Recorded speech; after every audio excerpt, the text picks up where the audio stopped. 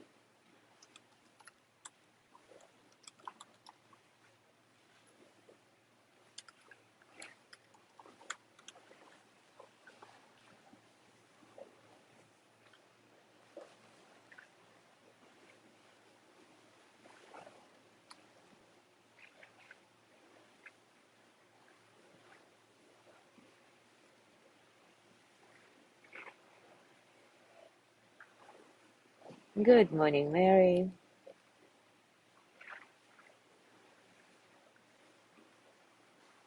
Good morning, Gina. Good morning, Anne.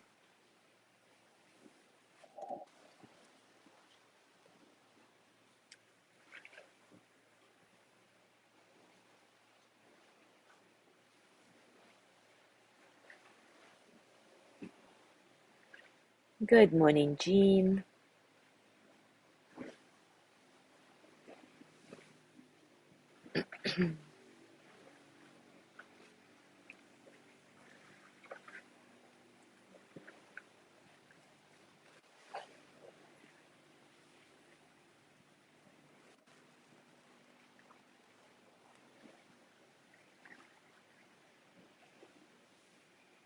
So I ended up not going to the planetarium because it was quite cloudy and I didn't have my hopes up. But I did stay on my balcony since 3 in the morning, and oh my God, at some point the clouds parted and it was absolutely gorgeous. Unfortunately, I don't have the equipment to take, and I wasn't able to take pictures or videos of the eclipse itself, but the full moon setting was just amazing. And I know some of you already saw it, and if you haven't, I posted two videos. One is a time lapse, and one is an actual 1 minute video that are absolutely spectacular. So definitely go back and watch them. Amazing. And I hope you saw something from where you are. Anyway, it is time for us to start. And today we will continue exploring the topic of gratitude, paying more attention to the embodiment of it. In other words, the way we feel gratitude in the body, the way we act out gratitude. I always say that we're spacious enough to feel contradictory emotions all at the same time. But let's find out if it's actually possible to experience bitterness, anger, resentment, or any quote unquote bad emotions when you feel grateful. Maybe yes, maybe no. It'll be an interesting experiment. So let's do it together now. Take a comfortable position, and as always, take a few moments to settle in, acknowledging all the circumstances of your practice, external and internal. With each cycle of breath, gently dissolving the boundary between the inner and the outer, reminding yourself of interconnectedness of everything there is.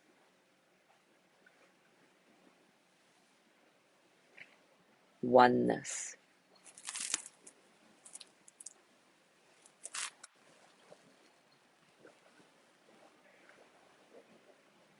Allow your breath to be soft and easy, uncontrolled.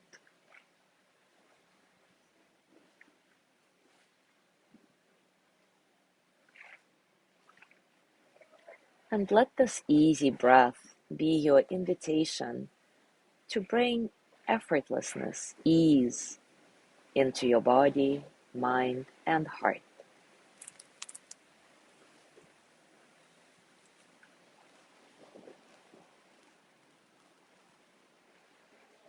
Scan your body from top to bottom, noticing everything there is to notice.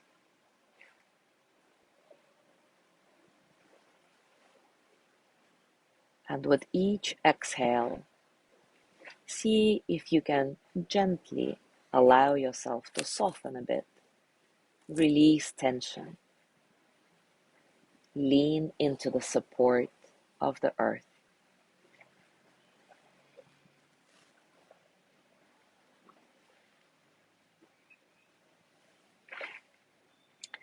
Now bring to mind something you are super grateful for, or somebody you're really grateful to. Try to imagine it in as much detail as possible. What are the physical, visceral experiences that are associated with your gratitude right now? Where do you feel your gratitude the most in your body? So not in your mind, it's not about thoughts, but the visceral experience. Connect with it and allow yourself to bask in this feeling of gratitude for a few moments, really enjoying it.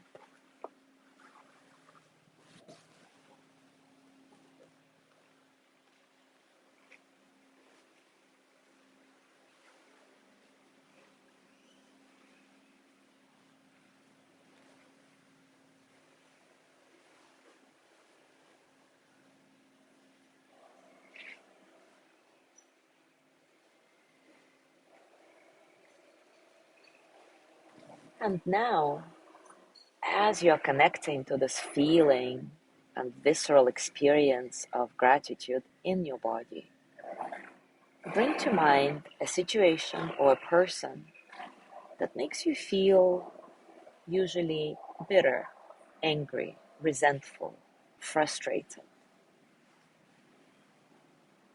And see if you can allow yourself to really feel this emotion, whatever it is.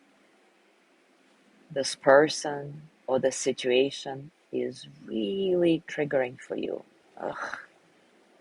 How does that feel in your body? Again, not thoughts, visceral experience. Notice how you feel in your body as you're creating this unpleasant emotion inside you right now. Where do you feel it? What exactly do you feel?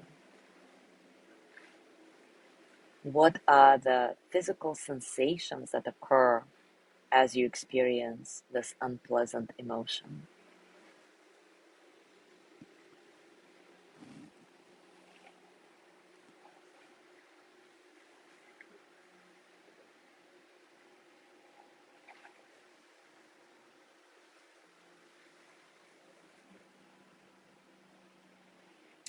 And now remind yourself that triggers are actually great. Triggers are our opportunity to heal our emotional wounds. They highlight the wounds and give us a chance to become lighter, softer. Even though it might be challenging, see if you can find any aspect of this situation that is triggering for you, or your interaction with this person, that you might actually be grateful for.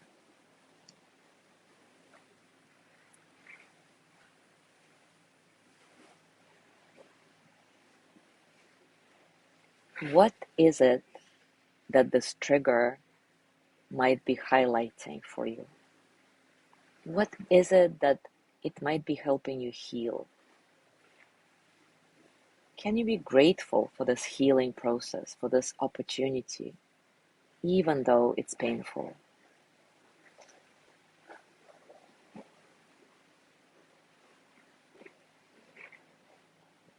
And of course, don't worry if it seems absolutely impossible to feel grateful for your trigger right now. Just trust the process. You may want to start repeating mentally or out loud, I choose to be grateful for this situation or to this person. I choose to be grateful. So even if you cannot feel this gratitude right now, choosing to be grateful, you are setting a powerful intention for yourself and your subconscious mind.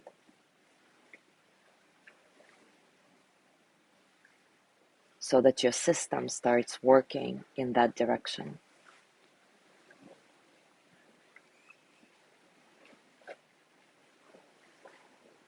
So as you choose to be grateful for your trigger, what do you feel in your body? Are you able to return to the pleasantness, brightness, openness of gratitude that you experienced at the very beginning of the practice? Or are you unable to shake off the bitterness, anger, resentment, frustration?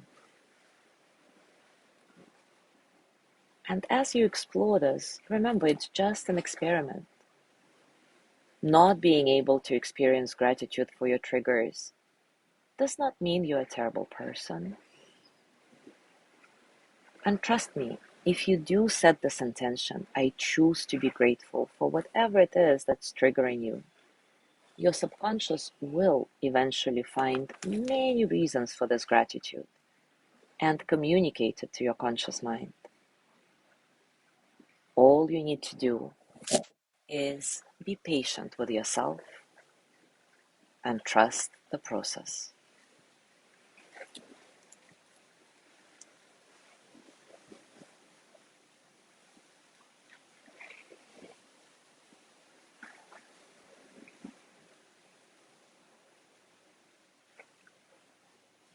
And I want to close our practice today with a poem by Dana Folds that's called Willingness. In the willingness to feel, there is healing. In the choice not to closet, cast aside, or deny experience, energy is freed, and I dive deeper into life. There may be maturity in choosing not to act, but there are no rewards for suppression or denial. To be fully alive is saying yes to the wide array of human feelings. When I soften, release, and breathe, I discover that I am much more than what I think, feel, reason, or believe. When I soften, release, and breathe, I discover that I am much more than what I think, feel, reason, or believe.